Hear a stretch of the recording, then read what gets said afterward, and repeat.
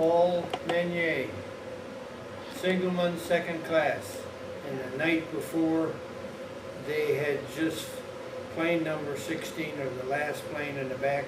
They worked on it all night to get it in order, to get it ready to go, and so forth. The first planes that took off, so like that, and then they would drop 10, 15, 20, they were slowly like that, and then keep right on going. And the guys, when they were taking off, depending upon, depending upon the reaction of the pilot and everything, because after they were going a little bit, they were taking off good. They were just, they had to get the noise of the motors and get that all going down and get a few more feet, and they would get going, and then the signal officer that was letting them go had to know when they were ripped. And they took off wonderfully. They did beautiful. They would circle around and group up as a group. I don't remember the groupings exactly, but I remember I was more concerned and more interested with the guys. And there was some betting going on that. But I had seen them take off before. And so my bet was good. The Hornet turned around then. See, in the last 50 to 80 miles that we were going, the Hornet would crank it up to 30 to 32 or 33 knots, okay? The destroyers, they can't hold that all that time, okay? They can only stay with you maybe that night. And if you're on the signal bridge, you're handling messages and everything like that, you learn all about that guy. So all of a sudden, some of the destroyers would just slow down and go in the back. So all we are is the Enterprise and the cruisers. And so we just turned around and headed back. We were headed back on the northern route, staying away. I still think that they could have kept going. To this day, I think they, and I was sitting there, I was privy, I handled messages into the captain's quarters in the front where they were running things and everything, in and out of there all the time. So I got to see most of the communications that were working on that. After we turned back, and then the Hornet was supposed to go see the Yorktown was down by Santa Cruz, come back to here. We went back. Then the Hornet and the Enterprise were added together with the rest of the outfit, and we're going to go toward Midway. I don't know whether it was a cruise in between there, but that doesn't bother at all. We head for Midway, and meanwhile the Yorktown comes back and gets fixed up, and we're running out like so. So then they armored, they put up the TBMs, the torpedo bombers were in one group. They had 8 of them with Ensign Gay taken off. We were all for that. They would do the same thing. They would circle around and get together and then go. As far as I could figure out, what happened is that the torpedo bombers got down right above the water, and the fighter planes were pulling up in the middle and going around like so, and the SPDs went up pretty high.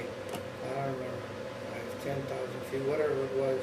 They got up here, and so when the Japanese Zeros came in, which we didn't get to see because they were too far. All we could do was get from communications what they were talking about, and all of the torpedo bombers were shot down. The Japanese got them all, but in so doing, they left the carriers, and the SPDs are sitting up here by themselves. They then moved in, and boy, those Scout dive bombers did the job. The Air Force, the whatever they were, big planes that came out of Midway, they didn't score not one hit. Boy, oh boy. And we're saying, Yahoo!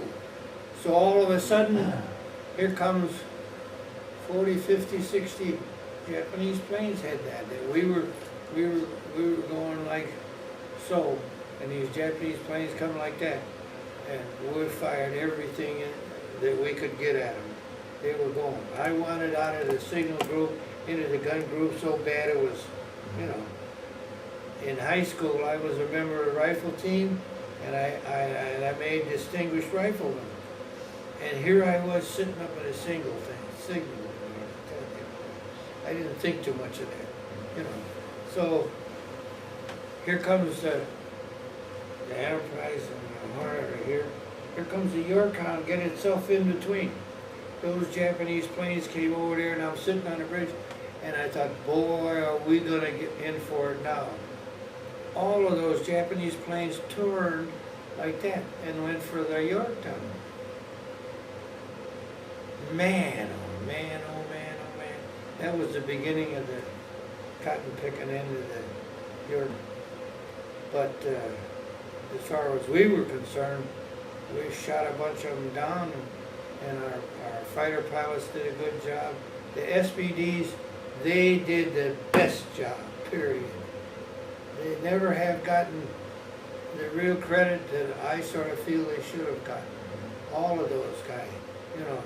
And the fact that the torpedo bombers were so slow, the torpedo bombers moved like this, and a Japanese plane moved like that. That was the difference, period. And that's why all of the planners and the Navy guys and everything, they increased the power on the motors and everything. Well, Battle of Midway, came back to Pearl Harbor, and then we went back out again, and we went down toward the Santa Cruz, the islands down there. We didn't really have any trouble at all until we got halfway there, but all we had was, we crossed the international date line.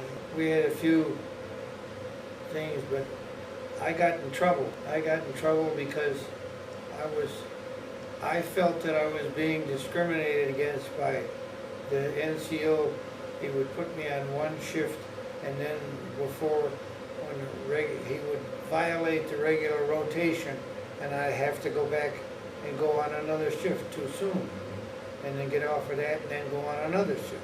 So I was putting in a transfer to get into the squadrons. I didn't feel that I was doing my job as far as the war was concerned as being in the signal group. I wanted to be in the squadrons with the planes and attacking. And then about 10 days before the Hornet got hit and sunk, they transferred me off.